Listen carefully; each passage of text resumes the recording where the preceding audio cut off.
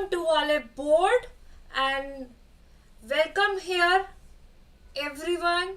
A very warm welcome to everyone. I hope everyone is fine and everyone is doing good. And also my audio, my screen and I am visible to all of you. Everything is okay.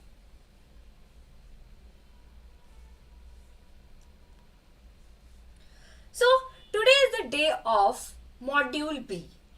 We will cover all the theory of module B with the help of MCQs. And I'm saying this basically whatever the numericals and the case studies are there in this module, we will having a separate class for this.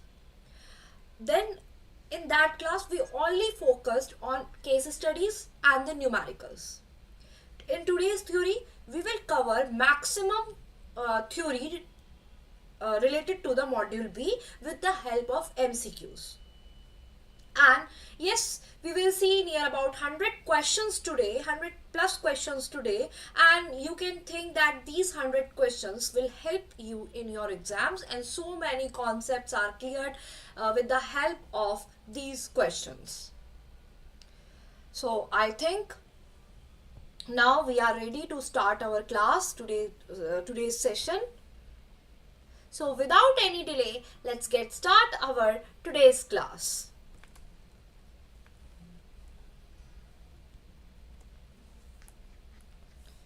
So basically in this risk management module B, we have these units and we will here try to cover all the basic concepts, important concepts with the help of MCQs. So be ready, and here is the first question. And I need answer from everyone. Which of the following correctly matches a business line in banking to its corresponding financial activity or client type? Options are given and I added one more option for you. There are 5 options given. Read every option carefully and then I will tell you the answer. Basically you have to tell that correctly matches a business line in banking to its corresponding financial activity or the client banking.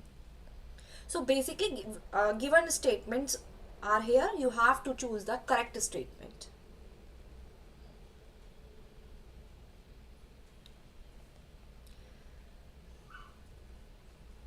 So let's discuss. See, if we talk about here the commercial banking, this commercial banking deals with the services for the mid-sized corporations and small businesses, not any type of large corporations or the institutional investors.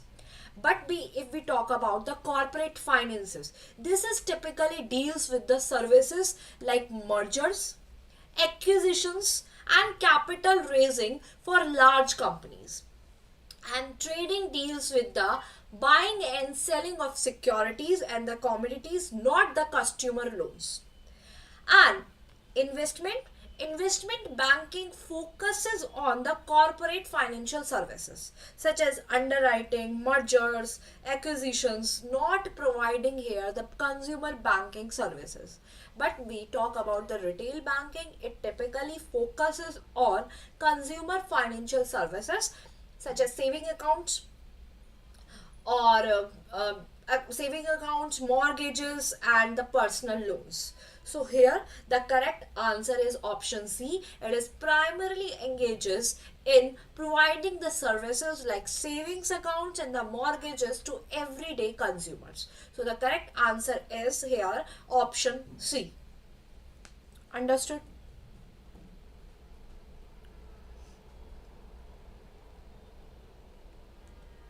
Next question. Now tell the statement which statement accurately reflects the variation in lending services which is provided by the banks across different type of client types. So you have to read the every statement very focusedly, and then you have to give me the answer. I will tell you the correct answer here and the proper explanation whichever is required in this. So just recognize, and yes, these all the questions are different from the Macmillan book. Okay, these all the questions are completely different. Not a single question is from the Macmillan book. I know Macmillan's book is important, but I already take 2-3 sessions on Macmillan's questions. So why we waste time? In that time we can focus on other topics also. See, specialized financing products here, specialized financing products like export and the commodity financing are designed for the corporate clients, large companies, or the institutional investors who have more complex needs. Structured financing, which is tailored for large and high risk deals like project financing or corporate takeovers, is not typically offered to retail banking clients. Retail banking is focused on simple types of financial products like personal structured or specialized financing. And derivatives, if we talk about the derivatives, these are more often used by the institutional clients, corporations, or in specialized finance deals, not the retail clients who typically do not need such complex instruments. So if we talk about the correct answer here, the correct answer is option B, that is specialized financing products such as export or commodities financing, which are typically used for the large corporations and institutional clients, but not for everyday customers. So the option B is correct here. Third question, because we have to cover 100 questions today, so we are not going to spend a lot of time on a single question. Just read all the question, just understand the concept. That will help you in for your exam. And I am again telling you that today I uploaded a video on 5 days strategies on BFM. I know everyone is thinking that there is a myth that BFM is one of the toughest exam, but with the proper strategy there is no toughness in the word. And already you cleared a step, that is jab.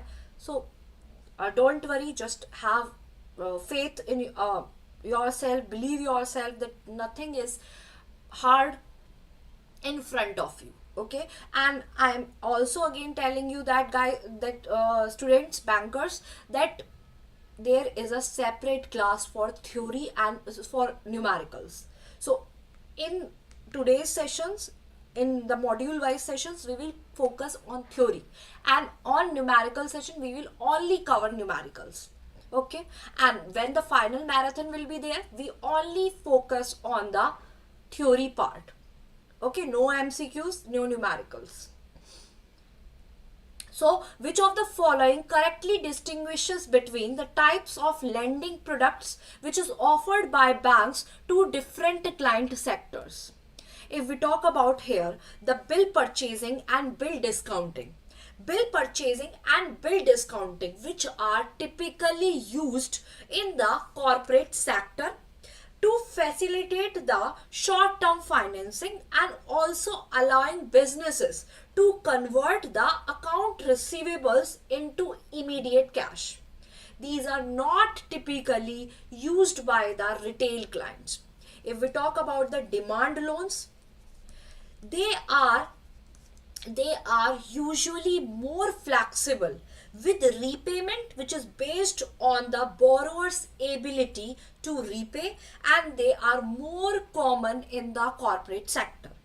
And if we talk about the cash credit basically is a type of working capital finance with financing which is typically referred to as business not any type of retail clients, to meet the short-term funding needs. And if we talk about here the long-term loans in India, both retail and corporate sectors generally do have set the repayment schedules, and this retail loans like home and auto loans are typically repaid over a fixed term, while corporate loans can also have fixed schedules, especially for large financing needs. So the correct answer is here our option C, that is bill purchasing and bill discounting, used basically a lending product which is used mainly by the banks for corporate clients or the businesses,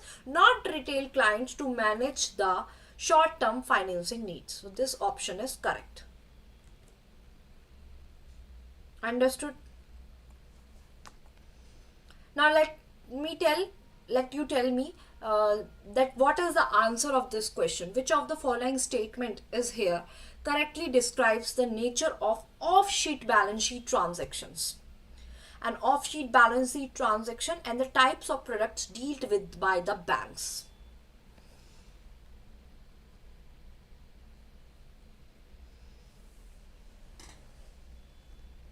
Four options are there. Just tell me the correct option. So off-balance sheet transactions like some type of guarantees and the letter of credit are not recorded directly on the bank's balance sheet, but they represent some type of potential liabilities or the commitments that could impact the bank's financial position if called upon. Market products like here foreign exchange, trading, derivatives, that are here, we can say some types of fixed income securities also, are the typically part of the bank's corporate and the investment banking services, not the retail banking, which is used for managing the risk of or the investment in the markets. And retail clients, basically retail clients, if we talk about, they generally do not engage in trading, foreign exchange, or any type of derivatives which are more complex product used by the institutions, corporations, or for specified financial sectors. And here if we talk about the correct answer is option B, that is off balance sheet transactions such as guarantees and the letter of credit do not appear on the bank's balance sheet, but still represent potential obligations or the commitments that may affect the bank's financial standing. Option B is correct here.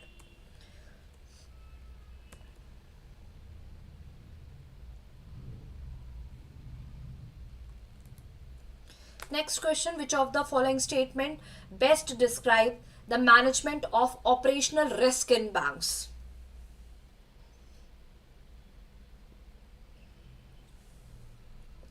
Which of the following statement describes the management of operational risk in banks?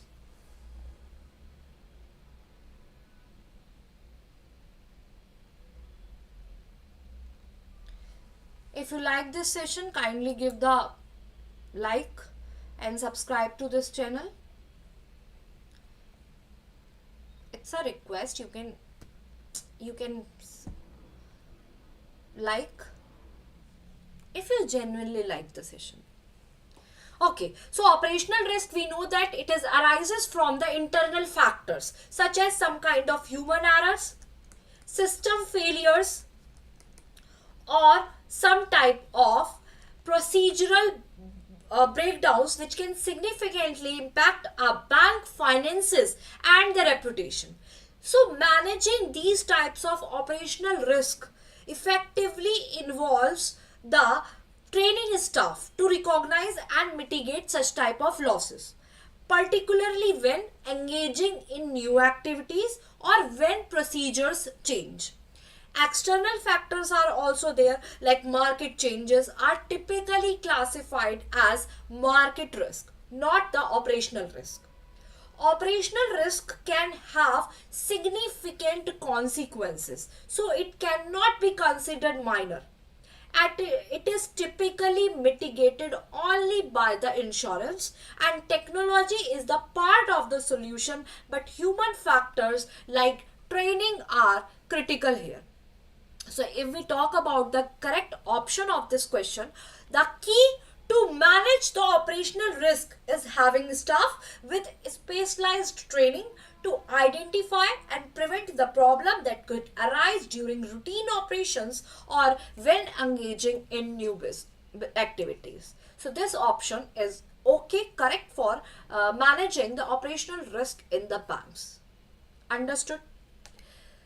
So now tell me which statement is correctly describes the category of banking activities from a risk management perspective.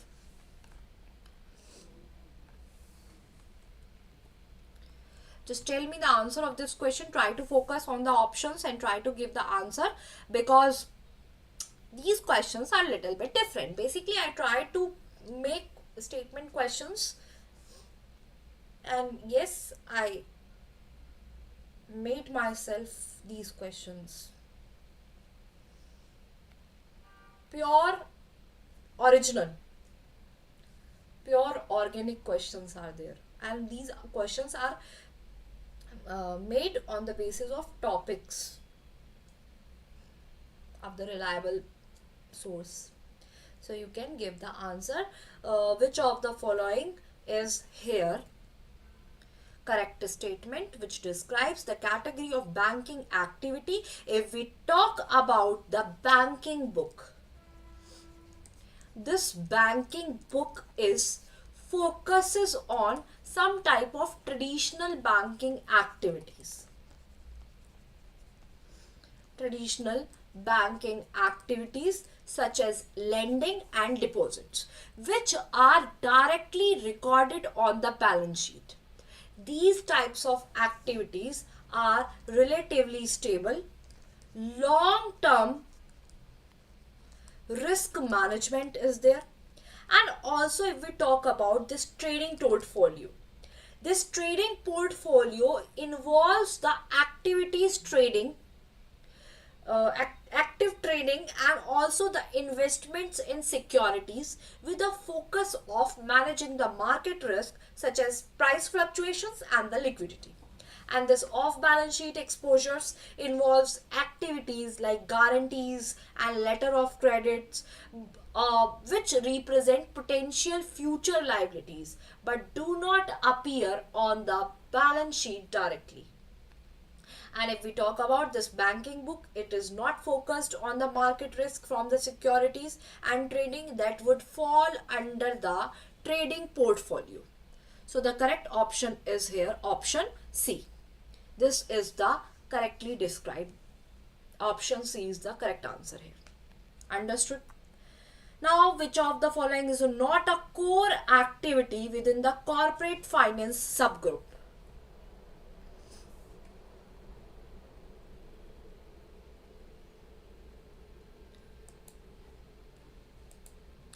In which of the following is not a core activity with the corporate finance subgroup?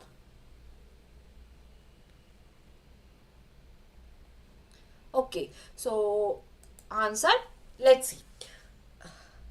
If we talk about the research and development, research and development is typically associated with product innovation and technological advancement. It is not a common activity within financial services, especially in the context of corporate finance. So this is only the activity which is not included, which is not a core activity within the corporate finance subgroup.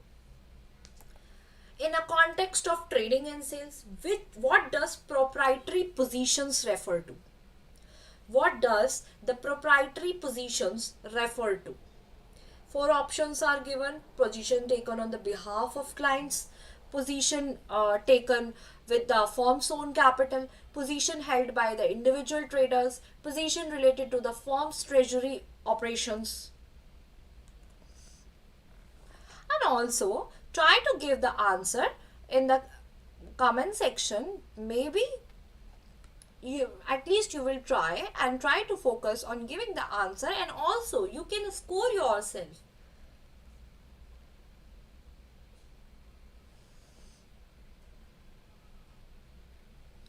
So let me tell you the answer here.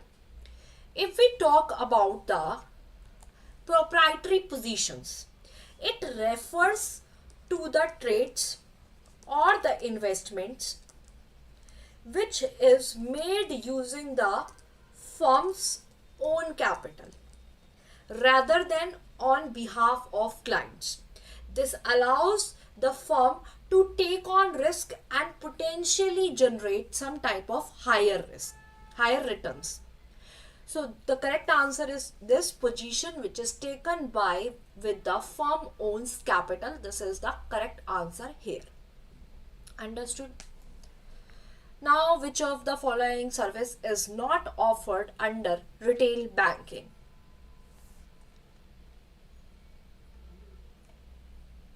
And also, if you need PDF of this particular class with the answers, so you can also comment that yes ma'am, kindly share the PDF and kindly tell where we get the PDF. If you will do the comment, then I will know that you need PDF or you want PDF, so you can do comment that yes, provide PDF. So it will be helpful for me. Then I will share you the PDF of all the classes, so you can do the comment. Yeah, which of the following is not a service offered under retail banking? If here we talk about private lending, investment advice, factoring, and also card services. So in the given activities, this factoring is not a service which is offered under retail banking. Why? Because this is a financial service basically where business sell its accounts receivable to the third party at a discount. It is typically associated with the commercial bank and working capital management, not retail banking. So the option C is correct here. Understood? Now tell me which of the following activities is not associated with commercial banking. Which of the following activity is not related to the commercial banking?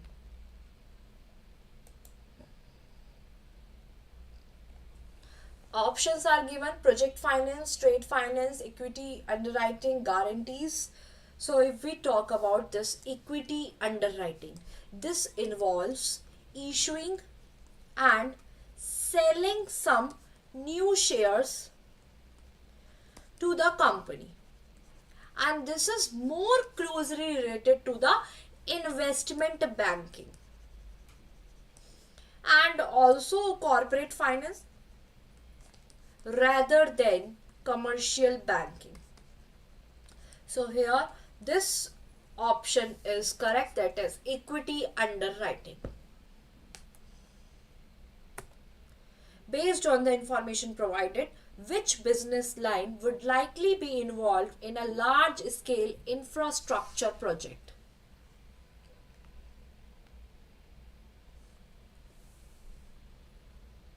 Corporate finance.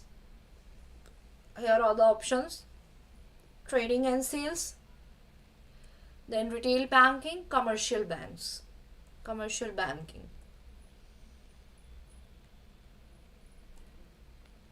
And sorry for the voice today, I am having cold. Not cold, like symptoms that fever will come at any time, will attack at any time, that type of symptoms. That's why it's a little bit disturbing voice is maybe coming to you, but just tell the answer here in the four options. If we talk about this commercial banking, it typically involves lending and lending to the businesses, and there is lots of various purposes which include some large scale infrastructure projects, and they also provide some type of financial solution which is tailored, which is made to the specific needs for such products. So the commercial banking is the correct answer here. Now tell me the which is or the following is not a core activity with asset management subgroup. See, if we read the options, discretionary fund management, then non-discretionary fund management, custody, and pooled, and here segregated fund management. They see custody. If we talk about the custody, this is the safekeeping and safekeeping of securities and the other assets. While it is very crucial service which is offered by some kind of financial institution, and it is not directly related to the management of management or the investment. So the answer is C correct here. Okay. In the context of agency services, what does corporate actions refers to? If we talk about in the context of agency services, what does corporate actions refer to? See, these corporate actions refers to the events that affect the value or ownership of a company's securities, such as dividends, stock splits, mergers, and the acquisitions. Some type of agency services often involve handling these events on the behalf of its clients. So we can say whatever the action taken by the firm clients in relation to their securities holding. That means our option C is correct here. Now tell me the service which is not offered by the retail brokerage. I think this option is repeated. Let me tell you.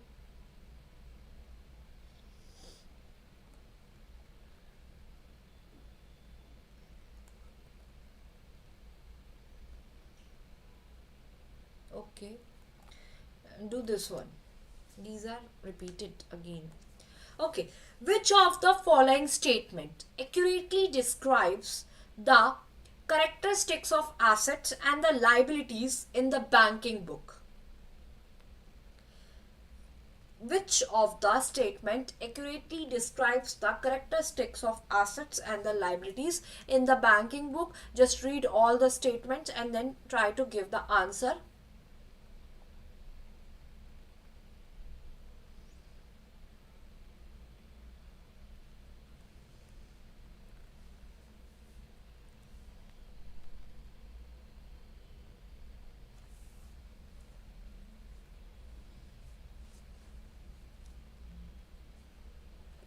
See, if we talk about this banking book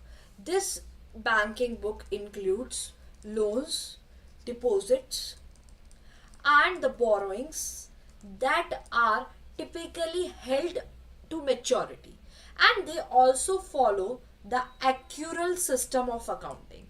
Now from this you got 2-3 questions are there in your Macmillan book only from this line.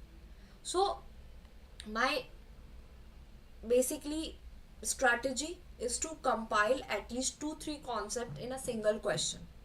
Okay, so basically this banking book includes the loan, deposit, borrowings that are typically held to maturity, and they follow the accrual system of accounting, meaning income is recognized as earned over time, not based on market value changes.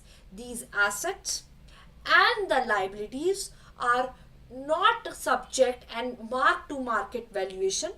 They are not actively traded or subject to market fluctuations. Capital charges are applied for the credit risk, such as the possibility of loan defaults or the borrower insolvency, but there are no market risk charges since the banking book deals with relatively stable non traded items. So the correct option is here option C, that is banking books are here. Banking book assets and liabilities are here generally held until maturity using the accrual system of accounting and are not subject to market valuation. They are subject to capital charges for credit risk but not for the market risk. Now tell me the answer of this question. You have to again understand all the given statements and try to give the answer of the statement, which statement is correct.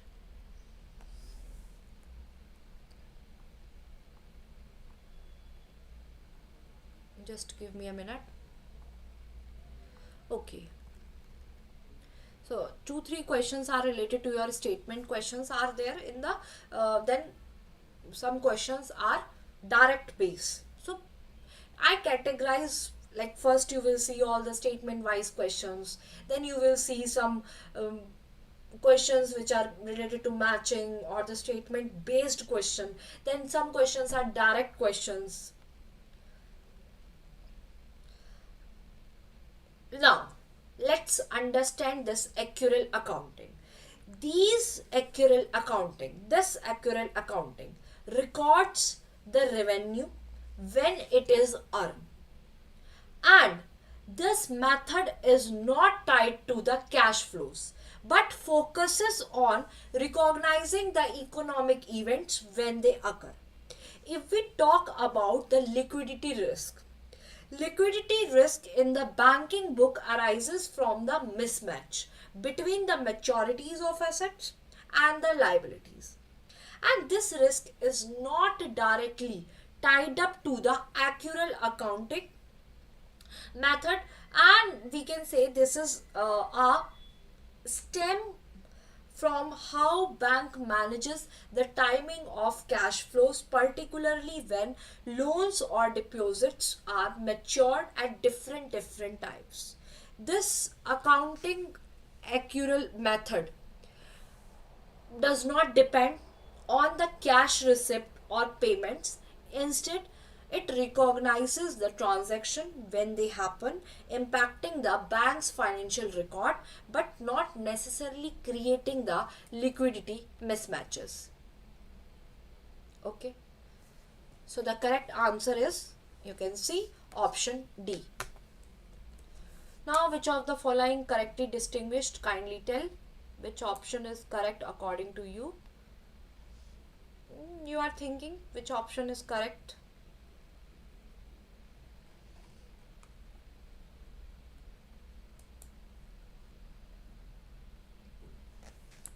See, if we talk about this interest rate risk arises when there is a change in interest rate over the time which can affect the bank's net interest margin. And what is this net interest margin? This is the difference between the interest income from loans and the interest expenses on the deposits or the borrowings. Whenever this interest rate change, the bank's profitability can be impacted as asset and liabilities matures and are repriced at the new price. Credit risk, which we also say as a default risk, this is the risk when the borrower failed to repay the loan and unable to meet his financial obligation. So here, after reading all the statements, we can say that B statement is correct, that is our interest rate risk occur due to the changes in interest rate which affects the bank net interest margin, while credit risk is the possibility of bank suffers from the financial loss when the borrower failed to repay the principal or the interest. So the option B is correct here. Okay.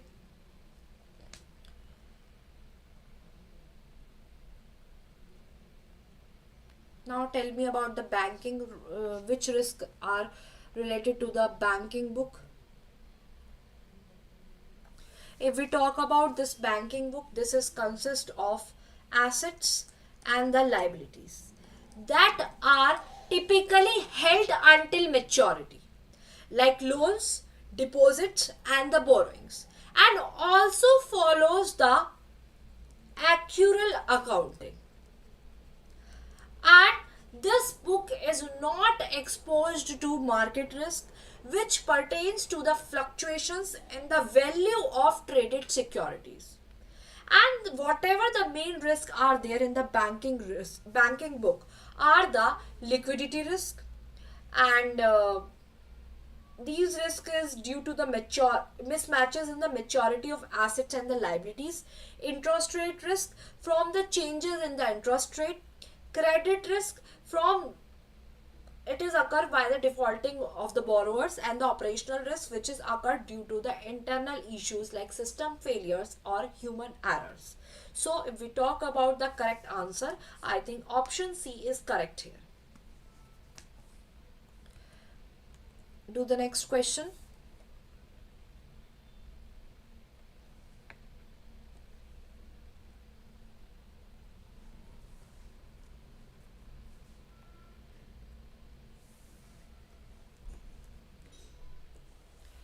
Which of the following statement correctly describes the characteristic of assets in the trading book?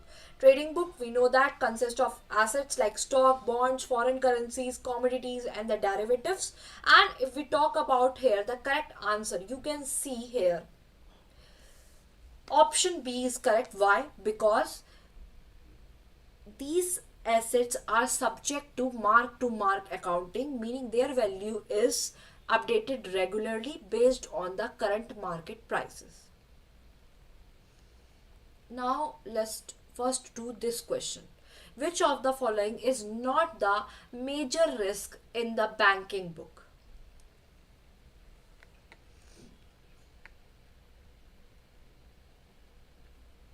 Because change is necessary. Now some direct questions we will doing. And yes, if you like this session, kindly give the like. Which of the following is not the major risk in the banking business? If we talk about the major risk in the banking business, it includes liquidity risk. Liquidity risk is one of the major risk in the banking business, and also interest rate risk is also a major risk. Liquidity risk is a major risk, credit risk is a major risk, but only this weather risk is not a major risk. So we can say this option is correct. Easy question. What causes liquidity risk for the banks? Just read the option. What causes liquidity risk? And liquidity risk occurs when bank has a long term assets with short term liabilities, and it may struggle to meet its cash flow obligations or may need to borrow at higher cost if funds are unavailable. So basically, liquidity risk arises when bank cannot meet its cash flow obligation at a reasonable cost due to a mismatch between the short term and long term assets. So the option B is correct here. Now, which of the following is not a type of liquidity risk for the banks? Funding risk, time risk, call risk, market risk. Which of the following is not a type of liquidity risk for the banks? If we talk about the liquidity risk, it includes funding risk, it includes time risk, it includes call risk. All are the timing of funds. All are the basically are the type of liquidity risk. The only which is not a type of liquidity risk, that is a market risk, because market risk is having a separate category which is related to the fluctuations in the asset prices and not is considered a type of liquidity risk. statement based question we will see later. Now, a bank holds a fixed rate loan which matures in 5 years and the variable rate deposit matures in 1 year. This scenario express the bank to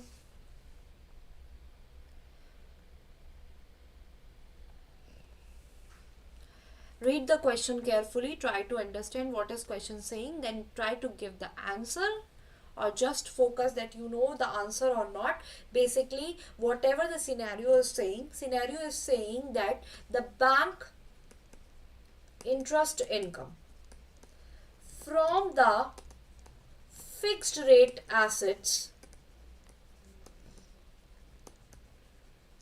will remain constant, while the cost of funding those assets will decrease. This will lead to the decline in the net interest margin. And basically, here it is talking about the fixed rate loan. So tell me, which type of risk is this?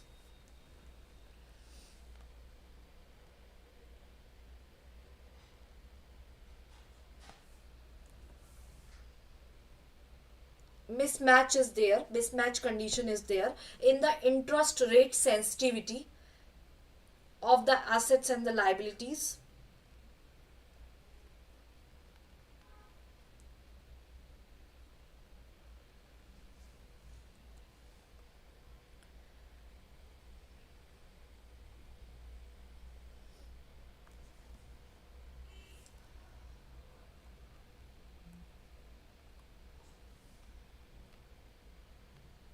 So basically, if we talk about this scenario, exposes the bank to market risk. Okay.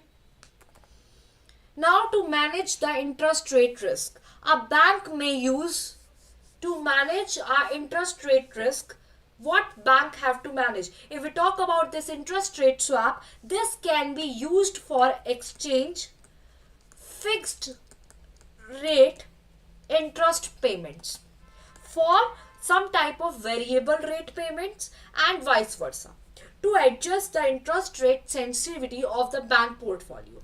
And this duration matching, this involves adjusting the average maturity of assets and the liabilities, basically to minimize the impact of interest rate changes on the bank's net worth. So here option A and B both are important, both can be used by bank to manage interest rate risk. So this is A and B. Okay, and if we talk about the option C, here option C is liquidity management. That means banks are assuring that they have the enough cash to meet its short term requirements. Okay.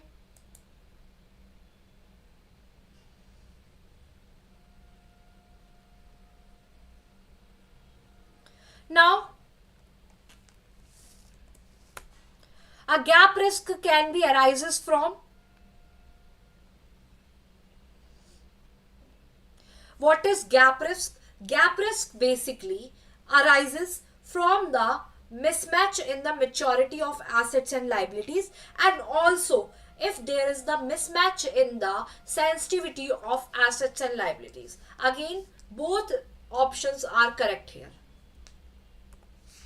which is not a potential consequences of a gap risk. While gap risk primarily affects the bank's net interest income and market risk exposure, and it is not directly impact the credit risk, which is the risk of loss due to the borrowers defaulting on their loans. So here increased credit risk is the correct answer, which if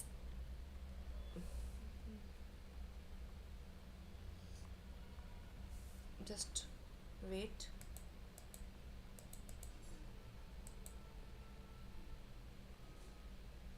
Now, a bank with a significant portion of its loan book funded by short-term deposit is most vulnerable to which of the following risk when interest rate rises?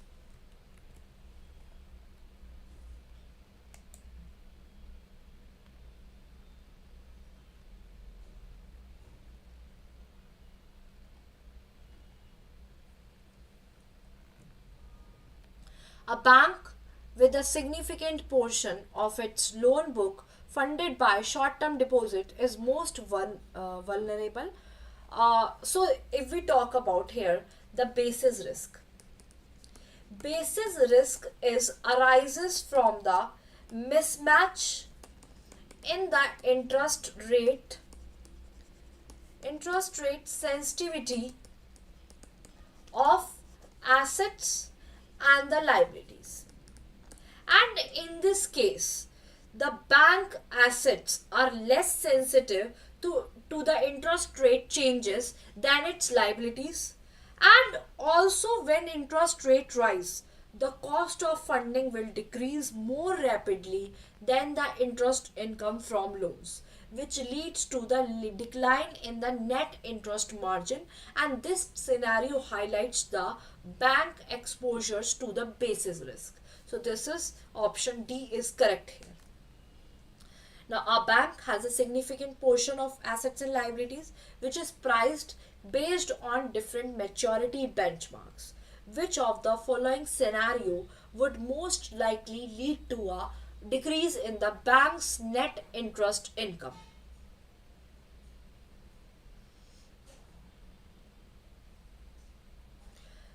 So, if we talk about this scenario, in this scenario, a bank's long term assets basically priced based on a longer term benchmark which experiences a smaller increase in yield compared to the short term liabilities. This will lead to the compression of net interest margin and a decrease in NII. And if flattening yield curve means that there is a difference between short term and the long term interest rates. So the option C is correct here, a flattening of the yield curve. What is the primary risk to a bank profitability when market interest rate changes significantly?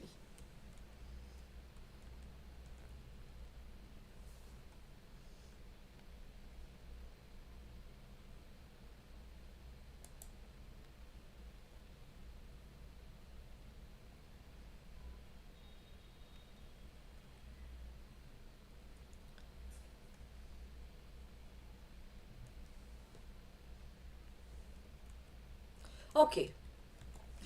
If we talk about the primary risk to a bank profitability when market interest rate change significantly. When interest rate change significantly, borrowers here must repay the loans very early. Here, exercise call or put options or the bonds or withdraw the deposits before the maturity, which can negatively impact the bank net interest income and the cash flows. The embedded option risk increases as the speed and the size of interest rate basically, which leads to the reduction in the bank's projected income. So the correct answer is significant changes in the interest rate can lead to borrowers repaying the loans early, exercising the embedded options or the bonds, or withdrawing here deposits, which can reduce the bank's net interest income and the cash flow. Understood? Which option is correct? Okay. How the option is correct, I hope you know that. Now let's move to the next question. A bank with significant portion of its liabilities which is maturing in the near future is most vulnerable to which of the following risk in a rising interest rate environment? Four options are given. Credit risk, we know that when the borrower failed to repay a loan or interest payment. uh, Market risk, when there is a fluctuations in the market price and it affects the banks. Liquidity risk means when the banks have not the enough money, enough cash to meet its financial obligations. And if we talk about if there is a rising interest rate environment, then these banks will have to pay higher interest rates to attract the deposits with the existing ones matures. This will increase the cost of funding and reduce the net interest margin, and this scenario highlights the bank's exposure to the reinvestment risk. Understood?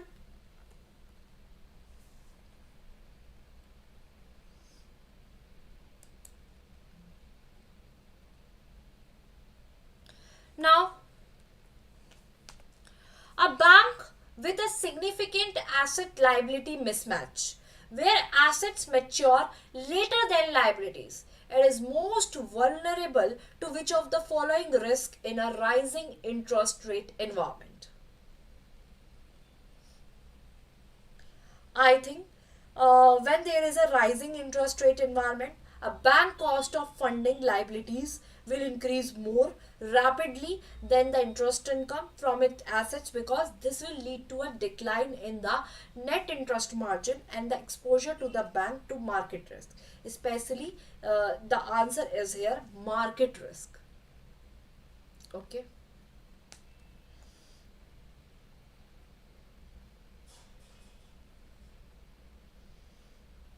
Now,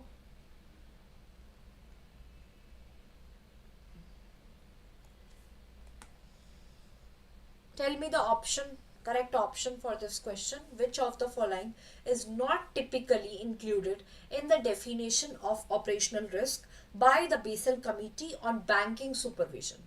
Four options are given. You have to choose the correct option.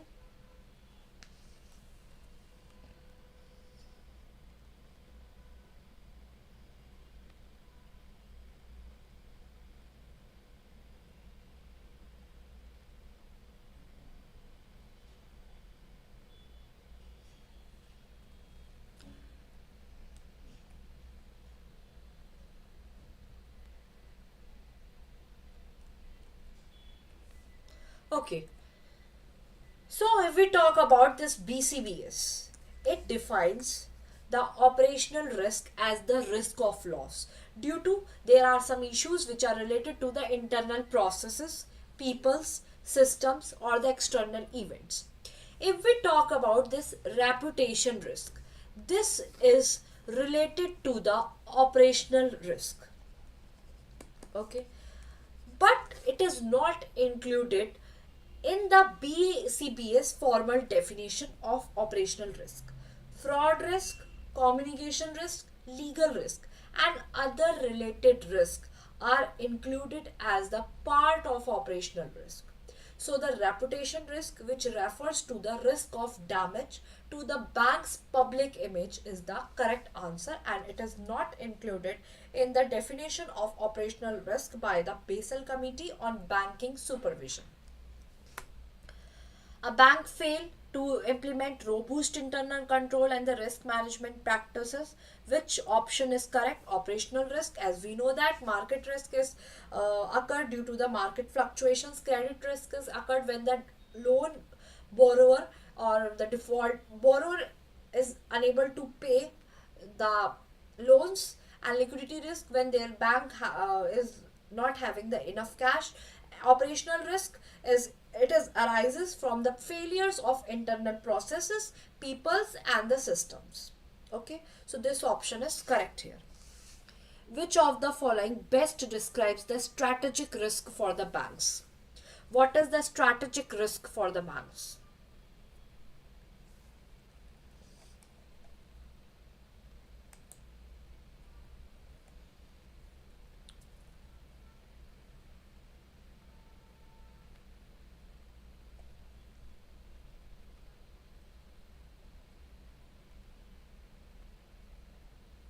Okay, let me tell you the strategic risk. This risk refers to the potential for the losses which is due to poor business decisions, ineffective implementation, failure to respond to the industry changes, which leads to the misalignment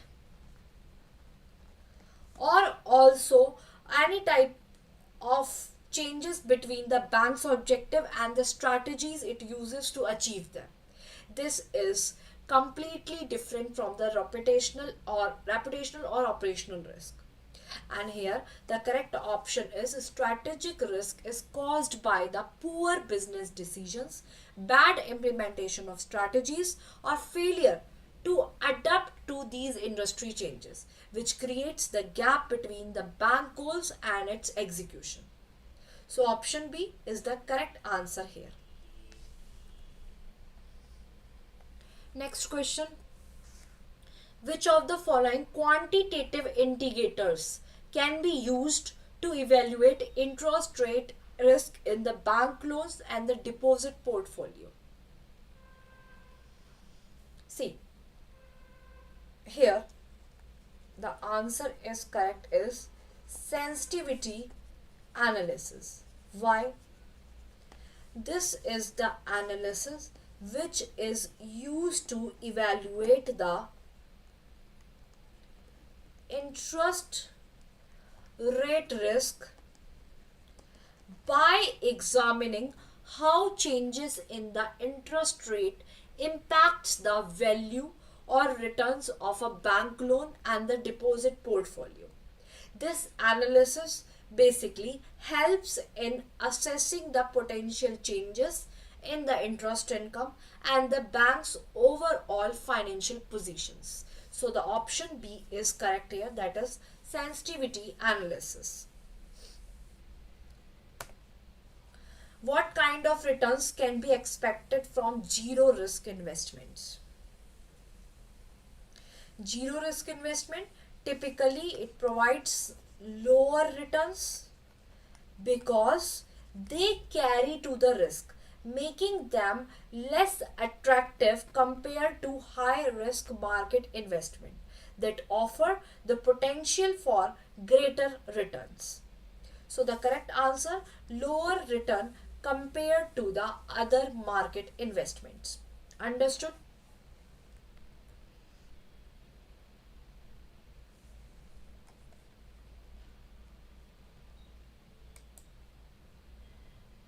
Now, next question.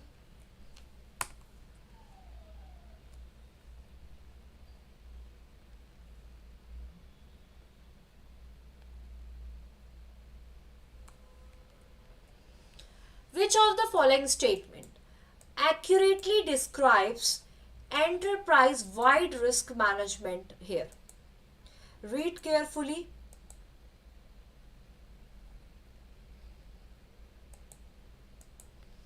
Here, read carefully everything and try to give the answer. And till then, I am telling you what is the meaning of EWRM.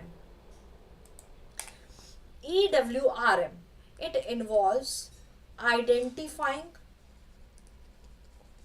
a comprehensive range of some internal and external risk. Okay, and here it is a dynamic process that includes the participation from all the levels of the organization and covers all the aspects of resources and operations. And here, basically, what is the goal of enterprise wide risk management? It the goal of basically of this concept is to identify, is to manage the risk variables that potentially have an impact on the accomplishment of an organization's financial and business goals. It is a continuous and systematic process.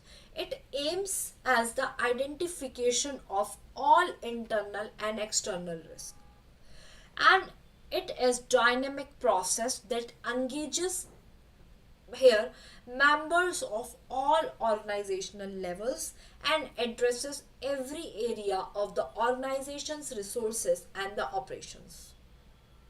So if we talk about here the correct option of this question, so I think statement 1 and statement 2 is correct. Okay, statement 1 and statement 2 is correct. Statement 3 is incorrect because EWRM is not limited to financial objective, and statement 4 is partially correct but it applies to the regulatory framework, but EWRM encompasses broader risk management practices. Understood? Which of the following statement about risk mitigation is correct? Tell me the answer of this question.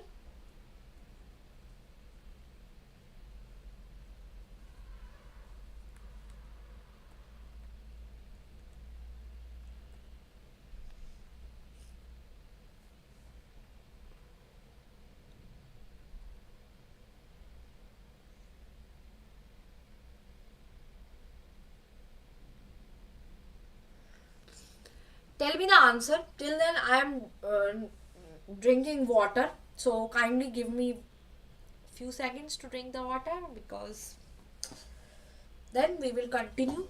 Just 1 minute.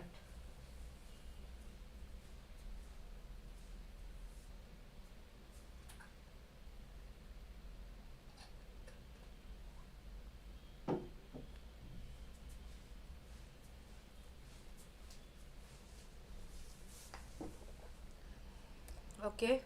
So here let me tell you about this counter party risk.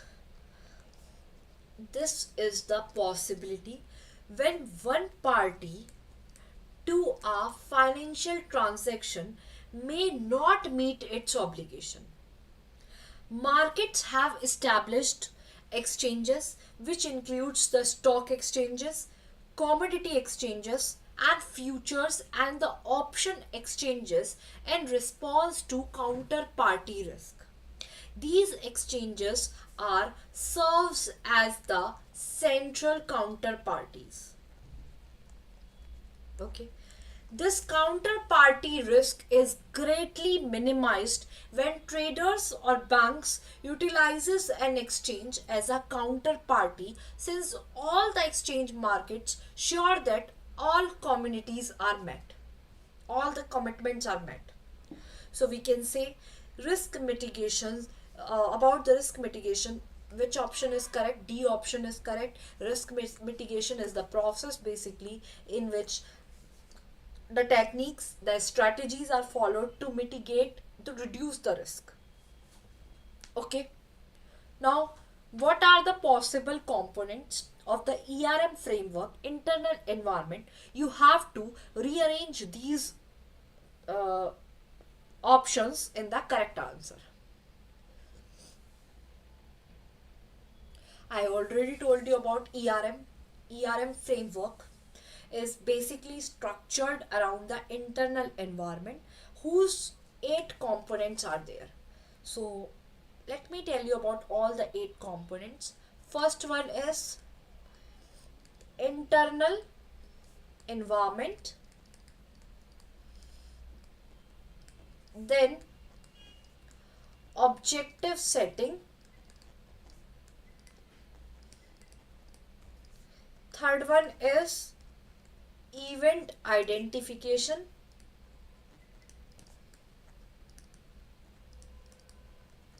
fourth one is risk assessment, then risk response,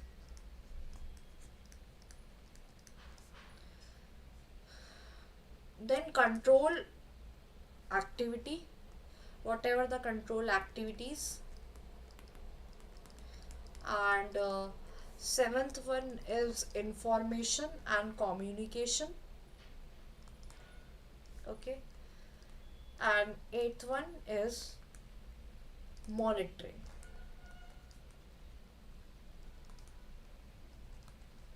So if we talk about here the rearrangement, so C option will come first, C option, then risk assessment, then here control activity, and then monitoring. So option D is correct.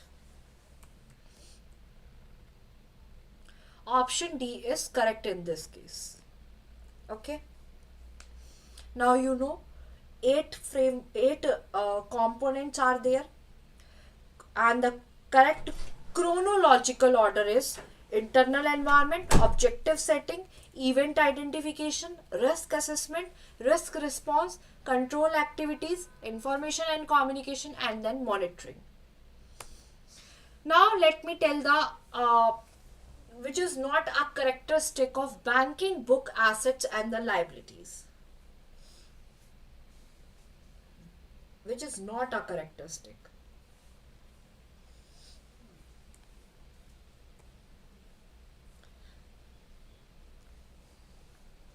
Just tell me which of the following is not a characteristics of. Okay. Now here assets and liabilities in the banking are not subjected to the mark to market exercises. This is a basically valuation method. This is a valuation method which is based on the current market prices, but it is not applied to the banking book. Okay, it is not applied to the banking book. Assets and liabilities in the banking book basically attracts capital charges on the credit risk, not on the market risk. So we can say here which option is correct. Options C is correct, because this is not a characteristic of assets and liabilities. Okay.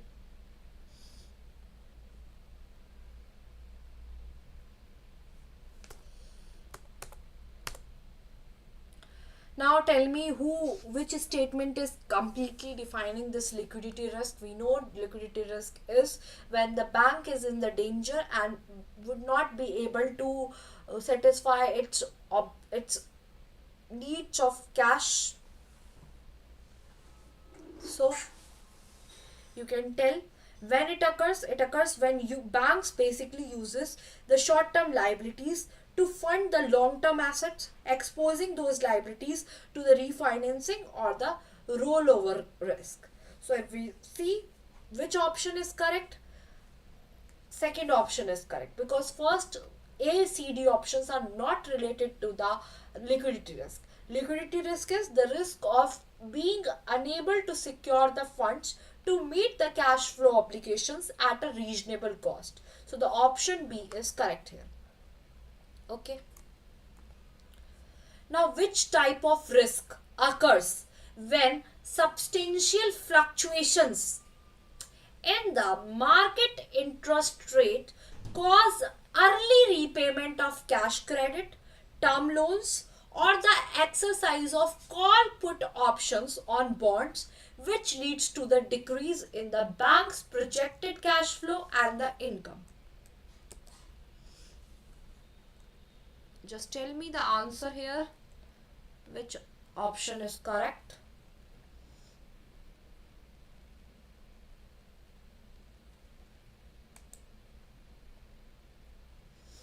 Okay.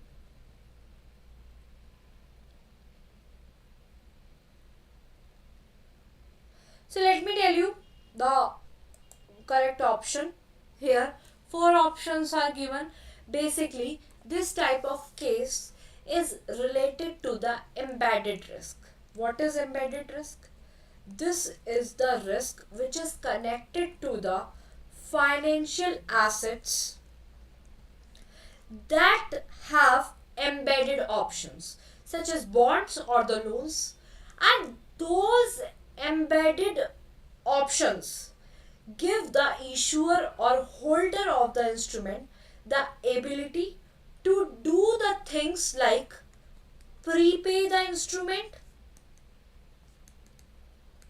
or call it back before it stated the maturity. And when there are major changes in the market interest rate, as in the case of the question, borrower may be encouraged to exercise embedded options to prepay the loans or the bonds to execute call put options or the bonds. So the correct option is option D, that is embedded option. Okay. So read the question once because this question is important. And we will move forward.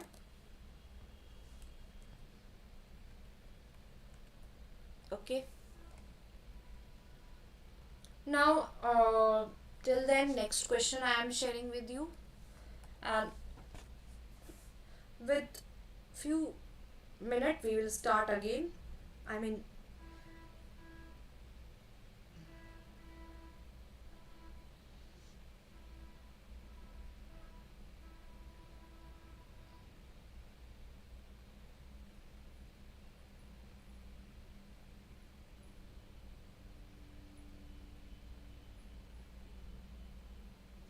so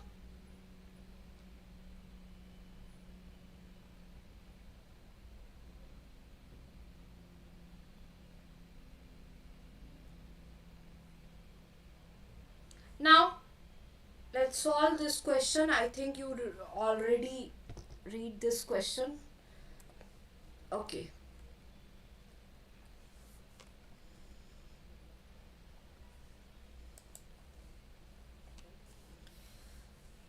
This Basel Committee on the Banking Supervision.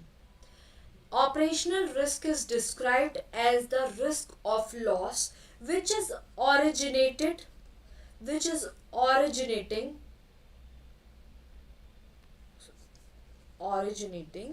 here from the insufficient or failing internal processes. Okay. Internal processes, peoples, and the systems, or from outside events by the Basel Committee Banking Supervision. Numerous potential sources of risk are included in this risk, which includes the fraud risk, communication risk, legal risk, regulatory risk, and others. And it also includes any risk that is not classified as a credit or market risk. So the correct option is option B, the risk of loss due to insufficient internal processes, people's, systems, or external events. How does the Basel Committee on the Bank Supervision, now next question, which of the following statement about off balance sheet exposures is not correct?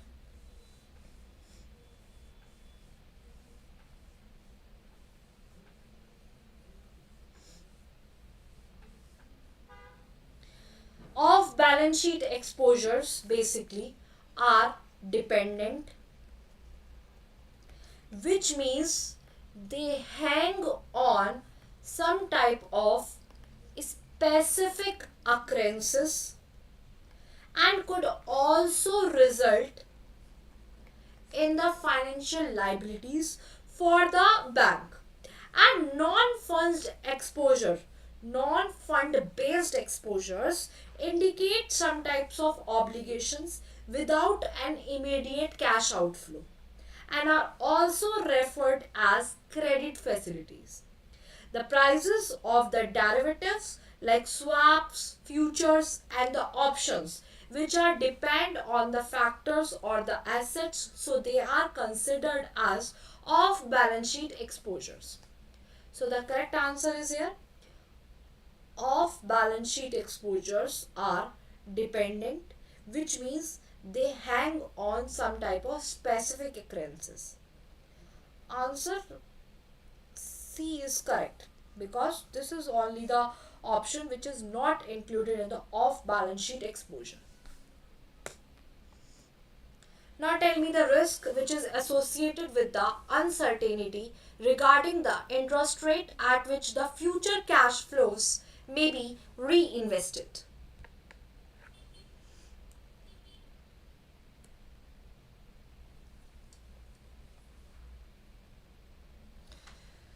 So here reinvested, they see whatever the uncertainty and the risk which is involved with the putting back some type of future cash flows, such as interest or the coupon payments at interest rate other than the current rate, which is known as the reinvestment risk. When the investment approaches its maturity date, an investor wants to reinvest the funds at the market current interest rate, which could be greater or lower than the rate of the initial investment, the risk emerges. So the correct option is here reinvestment risk. Reinvestment risk is associated with the uncertainty regarding the interest rate at which future cash flows may be reinvested. Okay, what does RAROC assess? RAROC. Basically, RAROC is used to evaluate the efficiency and the performance of particular business lines or the investments within a firm while taking into account the level of risk involved. And it also offers some types of tools to access how effectively a business or investment is producing returns in comparison to the risk it is taking. So if we talk about the correct answer here, after reading all the options, the correct answer is the performance of business lines and the investment factoring in the level of risk taken. So the option D is correct here. Okay. Understood?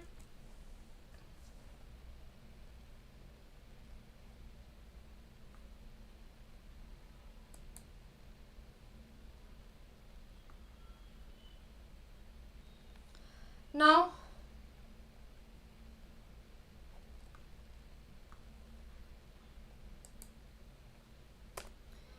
a bank has the liabilities which is linked to the short-term benchmark rate and a portfolio of assets with varying maturities. Both short-term and long-term benchmark rate rise due to some non-parallel shifts in the yield curve. As a result, the bank faces, if we talk about here, the yield curve risk, this is the right response because the assets and the liabilities are basically valued using a separate maturity benchmarks and some types of non parallel movements in the yield curve, which is having an impact on the bank net interest income. This causes changes in the net interest generated. So the correct option is here option D, that is yield curve risk. Now there is a bank, Chunmun Bank is exposed to potential adverse impacts on its net interest income due to the fluctuations in the market interest rate. Now this Chunmun Bank wants to assess the risk which arises from holding the assets and the liabilities with different maturity or repricing dates. Now you have to tell that what type of risk is Chunmun Bank dealing with.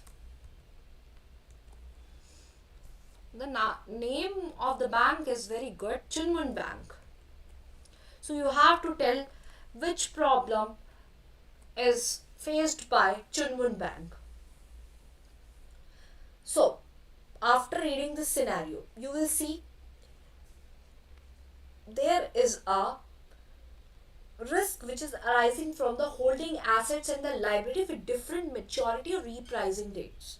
So this Chunmun Bank is dealing with the risk of gap or mismatch risk. Why? Why?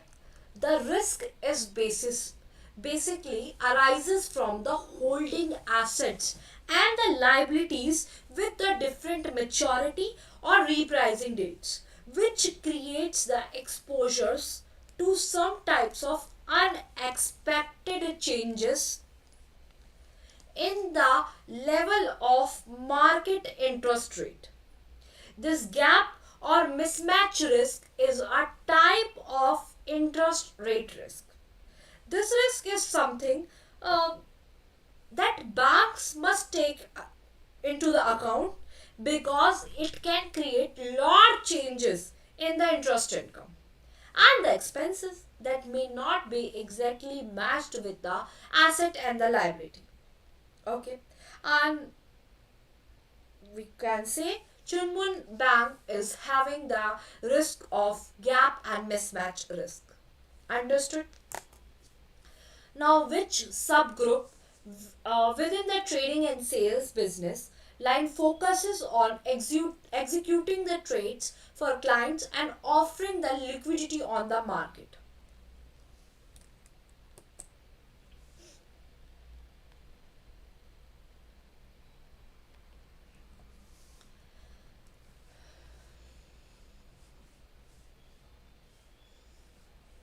If we talk about the division of the business line, here trading and sale is basically tasked with the carrying out deals on customers on the behalf or and supplying the liquidity in the market, which is known as the market making.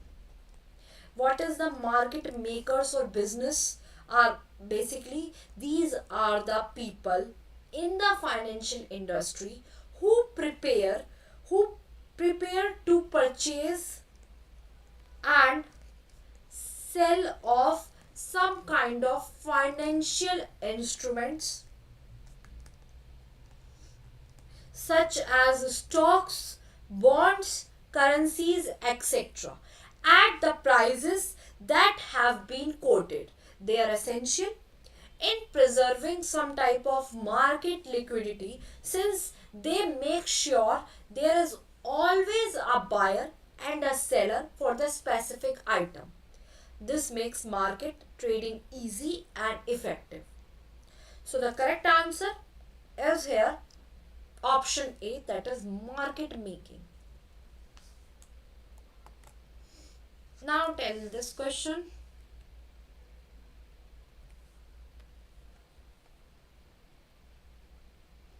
Which question is correct according to you? If you're liking this session, kindly like the session, and also you can subscribe to the channel.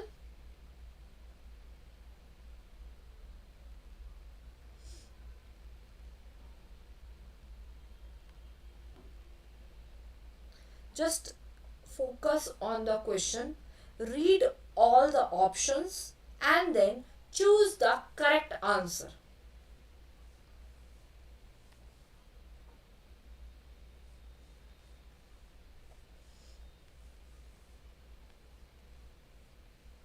Which option is correct according to you? And also in the description box you can join the Telegram channel where you will get all the updates regarding the classes. And if you want this PDF of the class, then you can do the comment that you need the PDF. I will provide you the PDF with the answers. Okay. Now let's move to the question answer. In this question is asking which of the following risks are associated with financial institutions banking book given that it uses the accrual accounting system.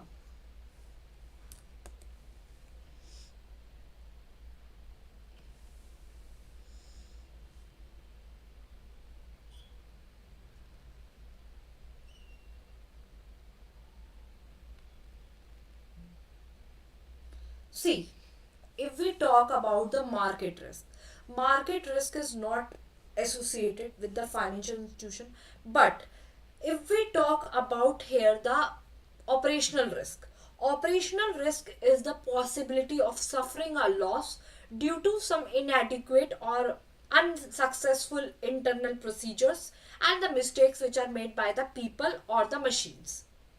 But what is the meaning of credit risk? When the borrower has failed to repay the loan amount, and here a financial organization has a risk not having any type of liquid assets. This is known as a shortage of cash, we can say. This is called a liquidity risk. And whatever the loss which are happening due to the fluctuations in the interest rate are called interest rate risk. And risk is when the fluctuations are there in the market and it impacts the bank, that is called market risk. Okay, but here we can say the banking book is not at risk from the market. That means our option B is okay, option C is okay, option D is okay, option C is okay, but this market risk is not included, so it makes the option B correct here. Understood?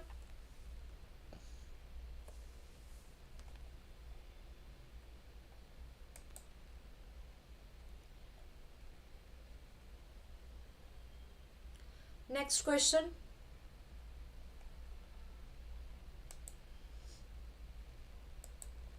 Which type of risk is most closely associated with the trading book?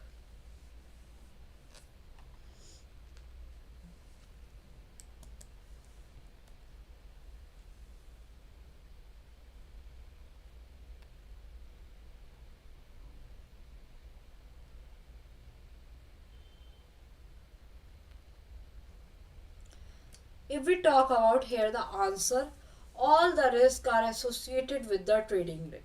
Whatever the market risk, credit risk, operational risk, liquidity risk, all the types are associated with the trading book. So option D is correct here. Now tell me this, a bank has granted a loan of rupees 1 crore with a 1% interest rate over BPLR to be repaid in equal quarterly installment after a 1 year moratorium. The funding for the loan is planned from a 3 year fixed rate deposit offering 6% interest after 3 years. Here you have to tell after 3 years the deposit will mature, but only 50% of the loan has been repaid by that time. What type of risk associated with this situation at the end of 3 years? If we're talking about this scenario, let me tell you about this scenario. If we're talking about this scenario, here bank faces the possibility of mismatch between the maturity fixed rate deposits, okay, after the 3 years and the remaining loan repayment. This deposit is only partially repaid at that time, which creates a risk in funding and the outstanding balance. Okay, at the end of funding due to deposit become payable, but only 50% of the loan has been repaid. This situation can lead to the liquidity challenges, and the primary risk in this scenario is funding risk. Option B is correct here. Understood?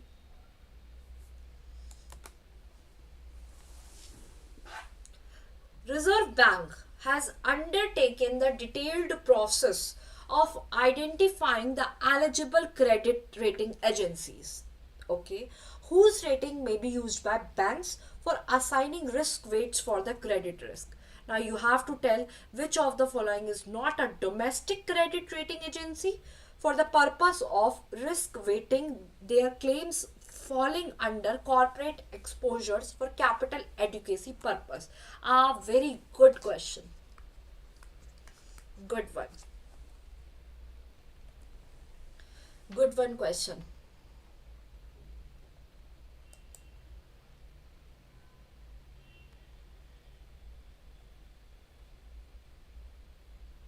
So just tell me the correct answer of this question. A very good question is this.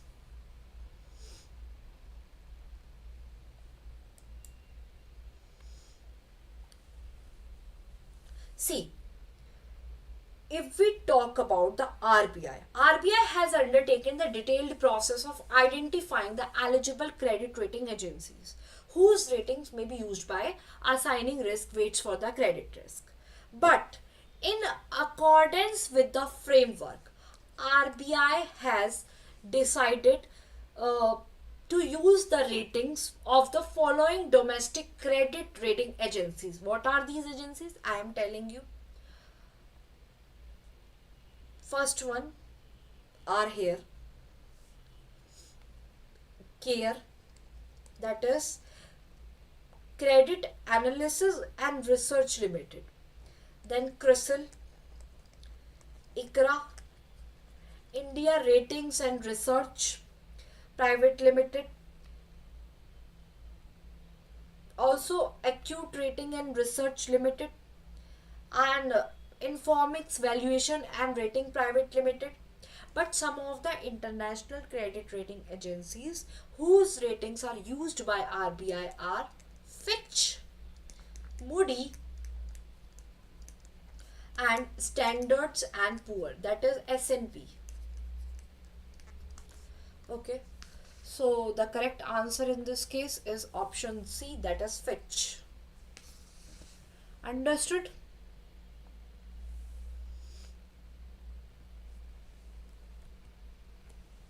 Tell me the answer of this question.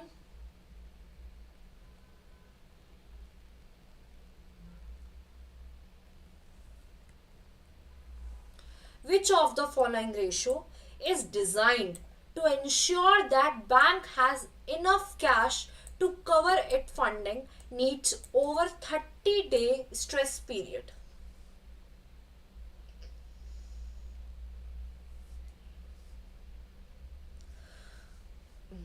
I think liquidity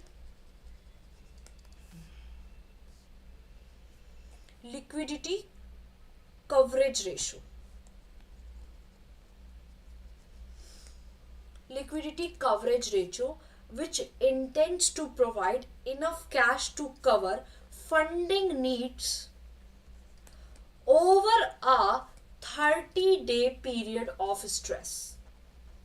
It basically requires banks to hold a buffer of high quality liquid assets sufficient to deal with the cash outflows which is encountered in an acute short term stress scenario, which is specified by the supervisor. And also here is a ratio, that is NSFR ratio, which is intended to address some maturity mismatches over the entire balance sheet. Option C is correct here. No, option B is correct here. Sorry. Liquidity coverage ratio. Here, NSFR is intended to address the maturity mismatches. So next question is for you. Just tell me the answer of this question.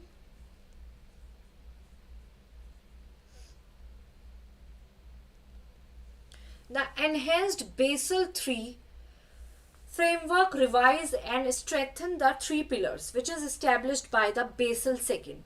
It also extended the framework with several innovation.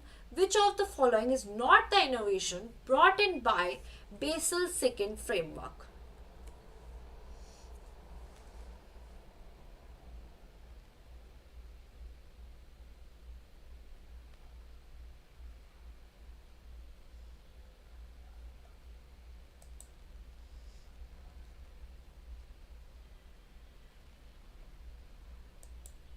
Okay. If we talk about the enhanced Basel third framework. It revised and strengthened the three pillars, which has explained the framework with several innovations. Okay, it is an additional layer of common equity. This option is incorrect because the capital conversation breached, which restricts some payout to help the minimum capital equity requirement. Option 2 is also incorrect here. Option 3 is also incorrect. If we talk about the correct answer, that is here option 4, because here this is the correct answer of this option. It also extends the framework with several types of innovations, but here our minimum liquidity ratio, the LCR, intended to provide enough cash to cover funding needs over a 30-day period of stress. Okay.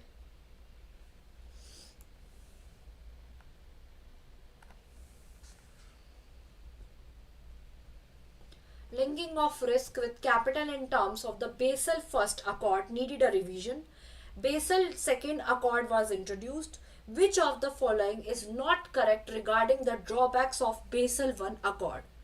Just do this carefully, then I will tell you the answer of this. Read the question carefully.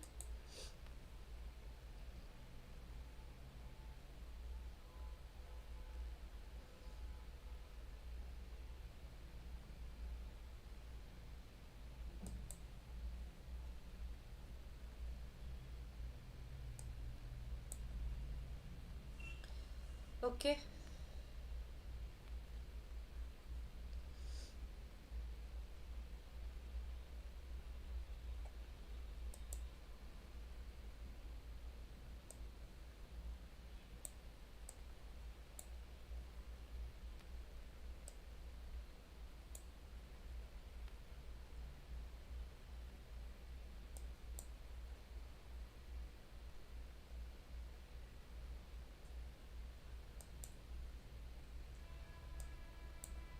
Okay. So let me tell you the answer here. Basically, if we talk about here the period from the 1988 to 1996, this is known as the Basel first regime, which is essence recognized credit risk and the market risk, and linking of this type of risk in capital in terms of the Basel 1 accord, it needed a revision for the following reasons. First one is credit risk assessment. Under Basel 1 was not risk sensitive enough. Basically, capital need assessment not able to differentiate banks with the lower risk and banks with the higher risk. And option 2, it promotes some type of financial decision making on the basis of regulatory constraints rather than the basis of regulatory basically we can say here, rather than on the basis of economic opportunities. Here this option is not correct. Here this is not the correct answer here. If we talk about the third option, it does not recognize basically the role of credit risk mitigants such as credit derivatives, securitization, collaterals, and guarantees in reducing the credit risk. And basically, this option 4, which is saying about it does not take into account markets for the risk of banks. This option is correct here.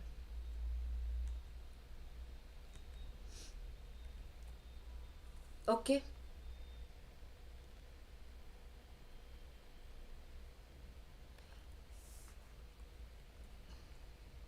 Now, if we talk about 1996, that BCBS published an amendment to the 1988 Basel Accord to provide an explicit capital cushion for the price risk to which banks are exposed, particularly those arising from their trading activities, which risk was included in the 1966 amendment.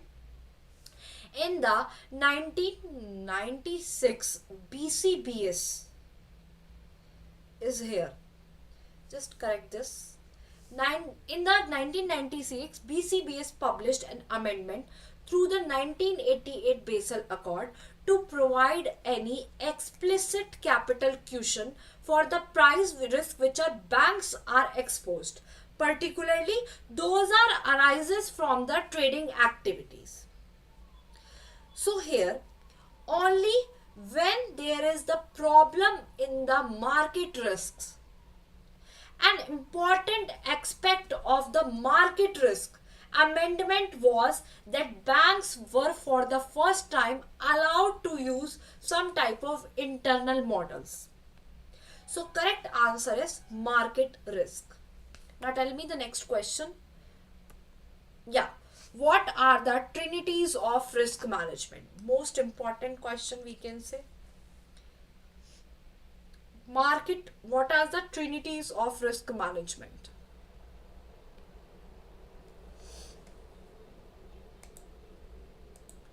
Trinities of risk management.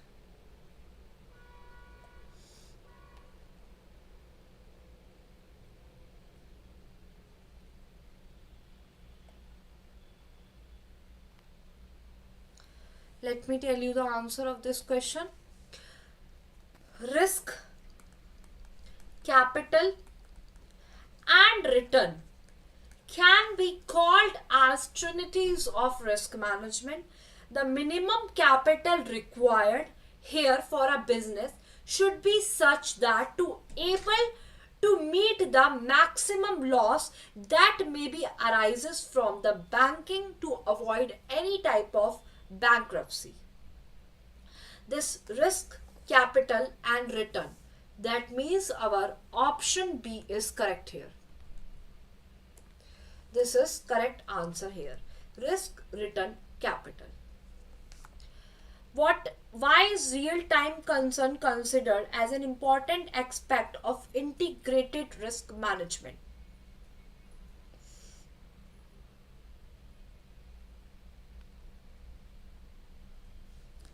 Let me tell the answer of this question.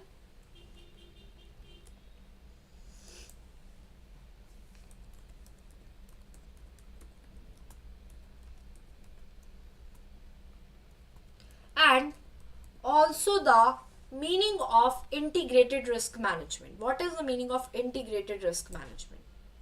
It is an organization-based approach which addresses the risk involves from all the teams, and also it is a fundamental part of business strategy, we can say.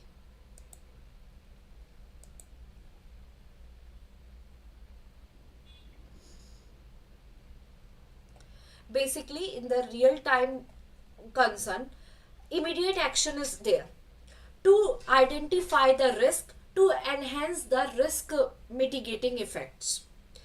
Risk management is there which helps in mitigating the risk. So the option A is correct here. Okay.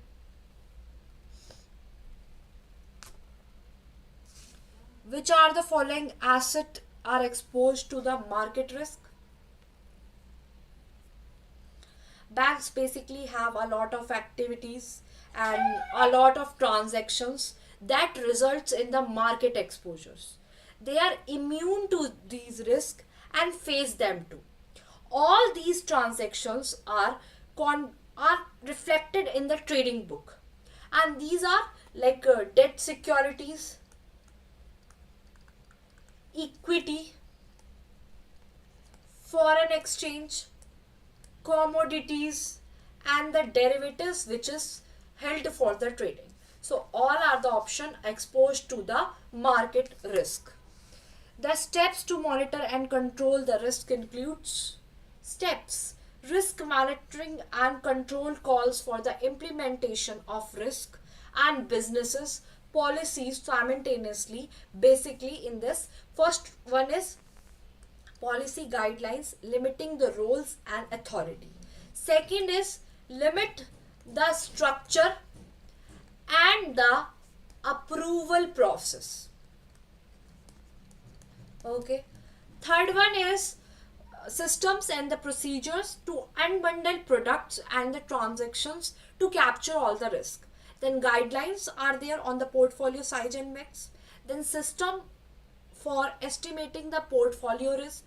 Then defined policy for market to market and limiting the monitoring and reporting, and then performance measurement and resource allocation. So we can say all of the options are correct here.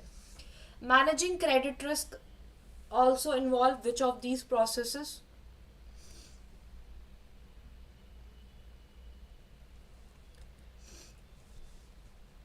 See, credit risk management processes are divided into four parts. In the risk identification, then risk measurement is there, then monitoring tool is there, monitoring and control. So we can say all of the options are correct here. Now tell me what are the main objective of the LRM? What are the objectives of the LRM, loan review mechanism?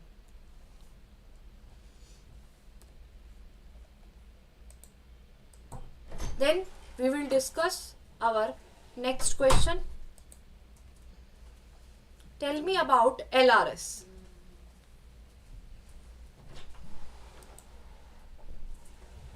LRM, sorry. I'm saying LRS, not LRSM.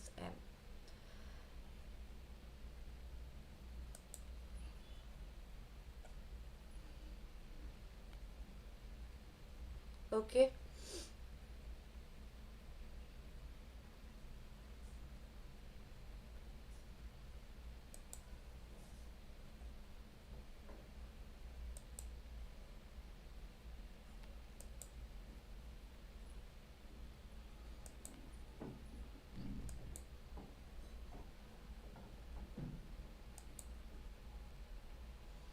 So this LRM, main objective of LRM to promote the identify loans which develops here the basically which develop credit weakness and initiate timely corrective actions, to evaluate the portfolio quality, to provide the information to assess the adequacy and adherence to the loan policies and the procedures, and to monitor compliance with the relevant laws and the regulation. To provide here also the top management with information on credit administration, which includes the credit sanction process, risk evaluation and post sanction follow up. So we can say option D is correct here. So let tell this question in the context of loan review mechanism, which is following is not correct. Basically, banks are uses a lots of strategies such as asset securitization, credit derivatives, collateralizations, and also third party guarantees to reduce the credit risk.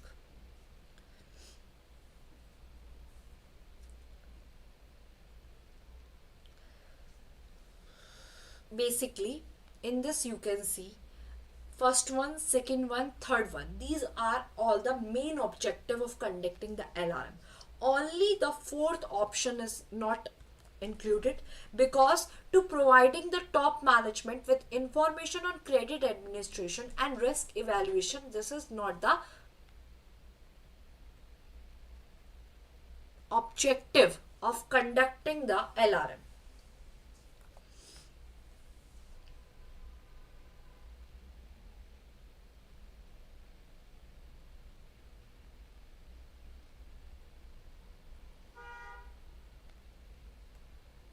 So just tell me the answer of this question.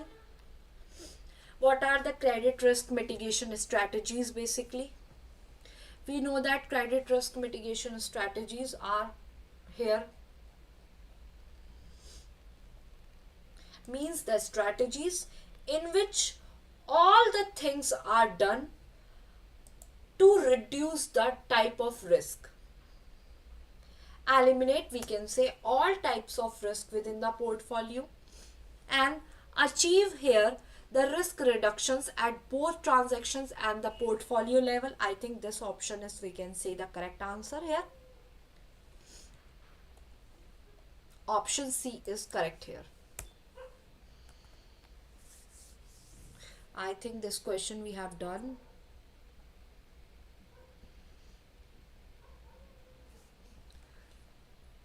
Now do this question. A bank in the process of implementing here integrated risk management and is considering the role of chief risk officer as advised by the RBI.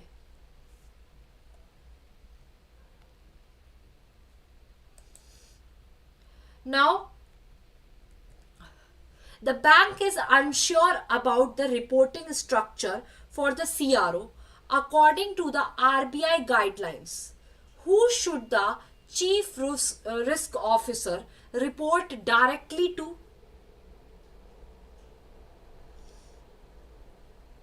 Basically, banks are appointing the chief risk officer.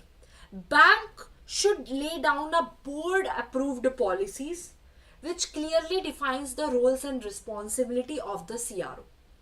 So CRO basically has the control to control and also coordinate with the functions of risk management department of the bank. So RBI basically made to CRO that to report directly to the MD or the CEO of the bank. Understood? Now we are at the end of the near at the end of the questions. So let you all tell that this question, principle 5 of the revised principles for operational risk management, emphasizes the responsibility of dash in establishing, approving and periodically reviewing the framework for operational risk management. Basically, principle 5 here, senior management. This senior management should develop for approval by the board of directors a clear, effective and robust governance structure with well-defined, transparent and consistent lines of responsibility. This senior management is completely responsible for implementing and maintaining throughout the organizations policies, processes and the systems for managing the operational risk and is for the bank's material products, activities, processes and the systems. So we can say here option A is correct, that is senior management.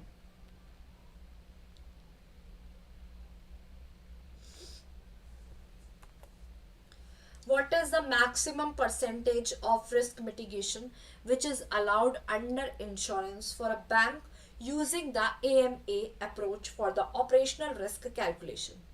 Basically, a bank is allowed by the AMA to take into the account the risk mitigating effects of insurance while calculating the operational need to meet the regulatory minimum capital requirements. Maximum percentage is 20%, which is determined by the AMA. So this 20% is the answer. Okay. We have done this. Yeah, which principle for sound liquidity risk management by the banks as outlined by the BCBS, which is pertains to the public disclosure.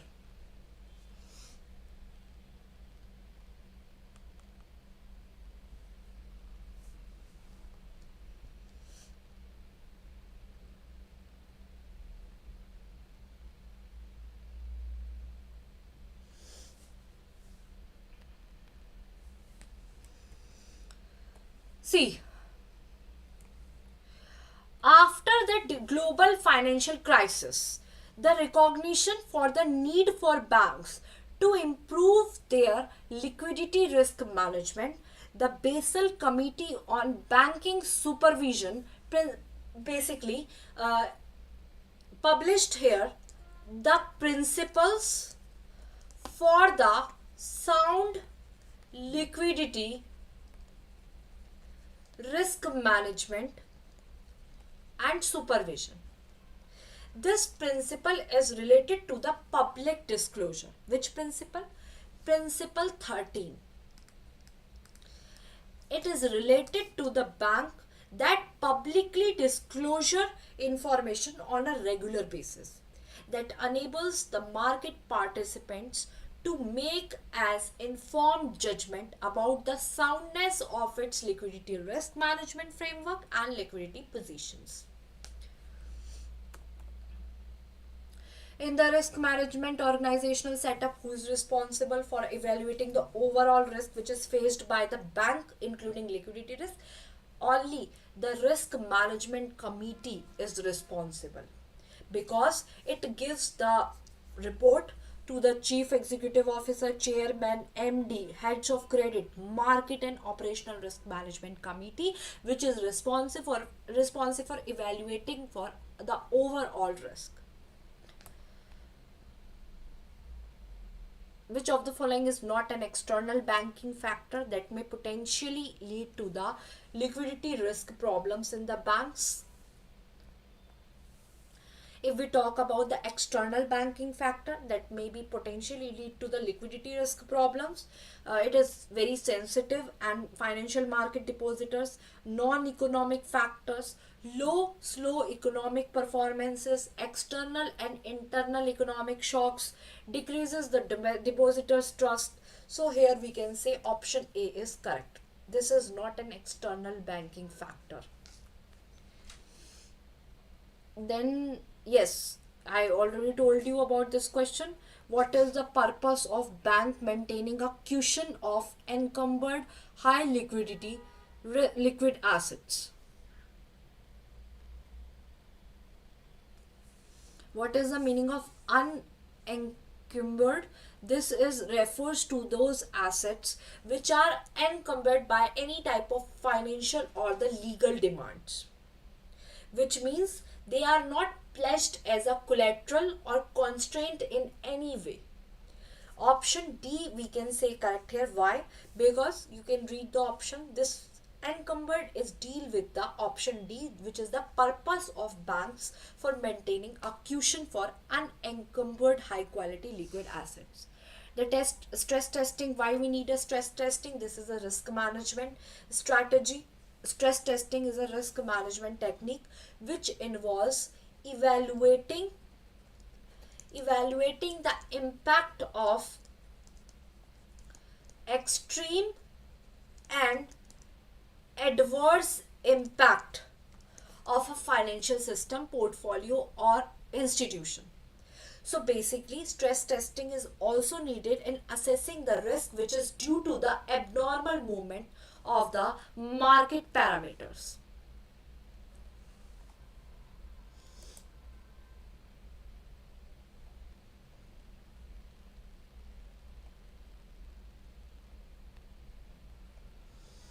So the correct option is option B. Now Basel Committee has laid down how many principles for supervisory review under Pillar 2?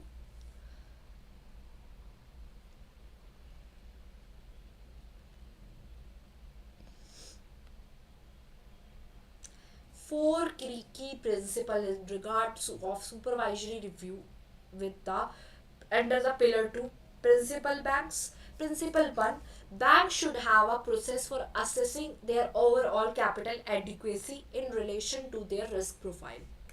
Principle 2, supervisors should review and evaluate the bank's internal capital adequacy assessments and the strategies. Principle 3, supervisors should expect banks to operate above the minimum regulatory capital ratios, and supervisories should seek here to intervene at an early stage to prevent capital from falling below the minimum levels.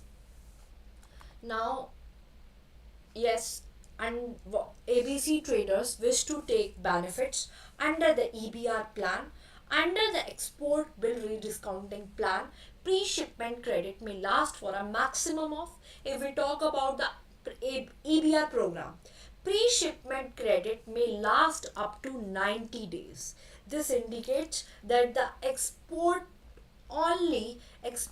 may only borrow money from the banks up to 90 days before the shipment of the products. A large number of exporters need this length of time to find the raw materials. Manufacturers are also finding the finding and preparing the length of maximum pre-shipment credit, which is permitted only by the ABR for the 90 days. So this is the answer of this question, that is 90 days.